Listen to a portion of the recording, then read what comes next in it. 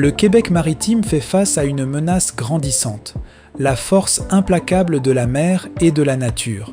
Érosion, submersion, glissement de terrain. Les aléas côtiers frappent nos rivages avec une intensité qui ne peut plus être ignorée. Du 4 mars au 7 avril 2026, le Bureau d'audience publique sur l'environnement, mieux connu sous l'acronyme BAPE, a mené une vaste période d'information publique.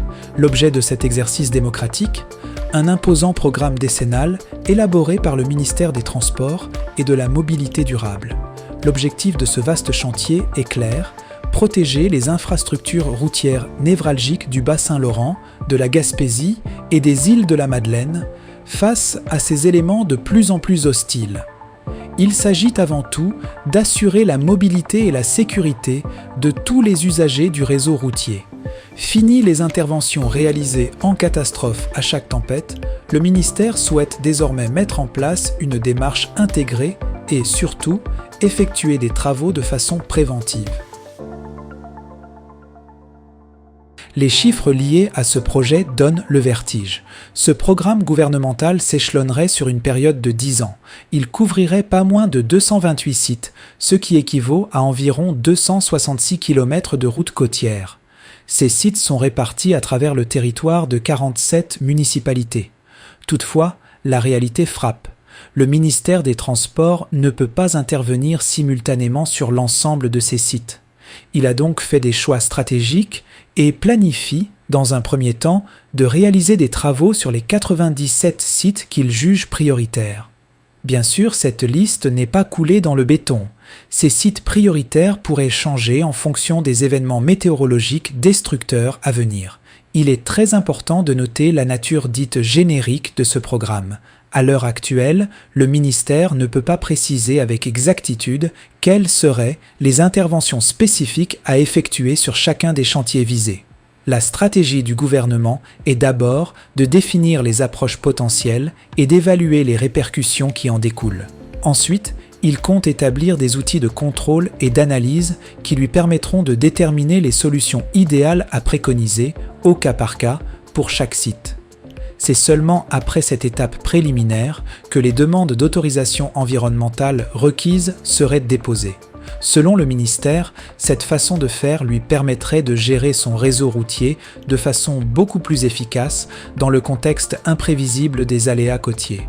Fait à noter, si jamais un déplacement pur et simple de la route devait être envisagé comme solution pour un secteur, il s'agirait alors d'un projet totalement différent, nécessitant son propre processus d'autorisation distinct. Pour informer la population de cette démarche colossale, le BAPE a prévu une série de séances publiques d'information dans les différents secteurs touchés par l'étude d'impact de l'initiateur.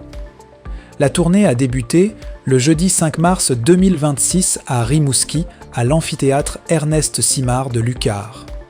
Sous l'animation de Patrick Fournier, cette première séance a rassemblé 31 personnes en salle et 102 personnes en ligne, générant une vingtaine de questions en 1 heure et 20 minutes. La semaine suivante, le 12 mars, l'équipe du BAP s'est déplacée aux îles de la Madeleine, dans la salle communautaire de Cap-aux-Meules. Bien que l'assistance en salle fût plus modeste avec 8 personnes, 53 citoyens suivaient les échanges en ligne. L'intérêt des Madelinos s'est particulièrement fait sentir avec pas moins de 43 questions posées durant les 2 heures qu'a duré la séance.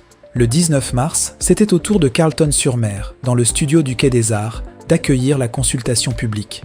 Près de 30 personnes étaient sur place et une soixantaine assistaient à l'événement en ligne. Cependant, un événement inattendu est venu bouleverser la dernière séance, initialement prévue à Grande-Vallée le 24 mars. Une panne de courant majeure, privant d'électricité des milliers de foyers gaspésiens, a forcé l'annulation de la rencontre en présentiel. Elle a finalement dû être reprise le lendemain, le 25 mars, entièrement en mode virtuel, attirant tout de même 49 participants et générant une dizaine de questions. À travers ces séances, mais aussi par des appels téléphoniques et des courriels adressés à l'organisme, le BAP a pu colliger de nombreuses préoccupations de la part des citoyens. Ces inquiétudes touchent d'abord la gestion et l'encadrement même du programme. La population s'interroge sur la portée générique du projet, sur les modalités de sélection des sites et sur le type d'infrastructures qui seront visées. Les citoyens veulent des garanties solides sur les engagements pris par l'initiateur. Le nerf de la guerre, l'argent, a bien sûr été abordé. Quel sera le budget accordé et quelles seraient les répercussions d'une nouvelle catastrophe naturelle sur cette enveloppe? On redoute même l'incidence possible d'un changement de gouvernement sur le décret et le financement du programme. Sur le plan de l'environnement, les craintes sont toutes aussi nombreuses. Les résidents veulent s'assurer que les changements climatiques soient réellement pris en compte dans le choix des sites et des interventions. Ils s'inquiètent des effets des chantiers sur la faune, la flore et les habitats naturels. La perte, mais aussi la restauration et la création de milieux humides sont au cœur des discussions. On pointe du doigt les impacts cumulatifs de ce vaste programme en insistant pour que les projets municipaux soient aussi pris en ligne de compte dans l'équation. La compensation environnementale, notamment la création de réserves d'habitat et leur financement, a été soulevée, tout comme les projets liés aux aires marines protégées. Les gens se soucient des techniques de restauration des fonds marins et des zones coquillères, gardant en mémoire les projets passés et leurs effets parfois controversés. On questionne même l'utilisation des différentes techniques de protection côtière, qu'elles soient rigides ou souples.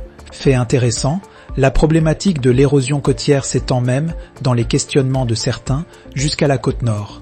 Du côté de l'aménagement du territoire, les citoyens veulent des réponses claires. Ils veulent connaître précisément les sites visés, leur localisation exacte et leur superficie, l'ampleur des interventions, le calendrier des travaux et la disponibilité des fournisseurs pour réaliser ces chantiers inquiètent.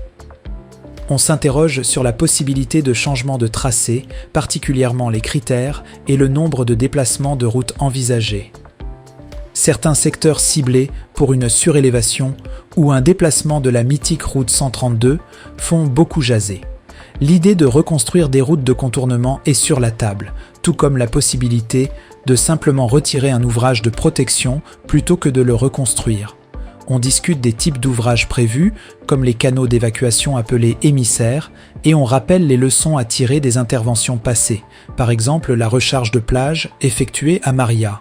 Mais au-delà de l'asphalte et du béton, il y a l'humain. Les citoyens craignent les impacts directs du programme sur leurs propriétés. Des résidences et des commerces pourraient-ils être déplacés ou carrément démolis? Si oui, quels seront les dédommagements possibles? On demande également des mesures de protection pour certains bâtiments ou sites d'intérêt, comme le musée Exploramer. La communication et la consultation sont perçues comme essentielles par le public. Comment la population sera-t-elle consultée et comment ces commentaires seront-ils pris en compte dans le choix des solutions? Les résidents réclament une collaboration de tous les instants entre le ministère, les municipalités, les MRC, les organismes environnementaux et les autres partenaires.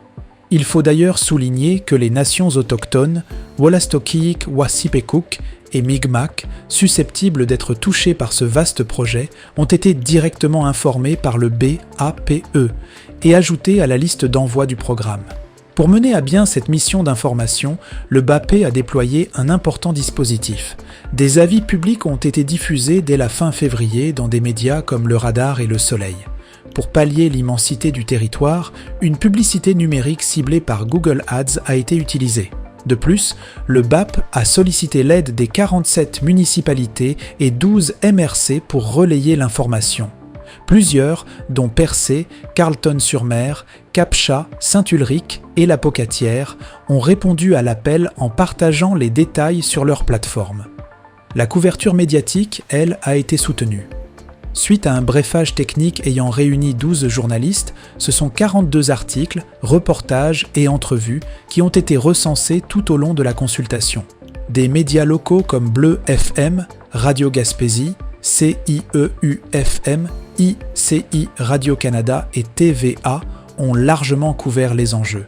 Le 7 avril, la période d'information a pris fin. La balle est maintenant dans le camp des autorités, mais une chose est sûre, face aux caprices de la mer, les citoyens de l'Est du Québec exigent des actions concertées, durables et surtout transparentes. C'était un reportage de Marc Baird pour TVRP. L'audience se déroule en 2 temps. La première partie vous permet de poser vos questions et d'obtenir un éclairage sur les enjeux qui vous préoccupent. La seconde partie vous offre la possibilité d'exprimer votre opinion et de faire des recommandations.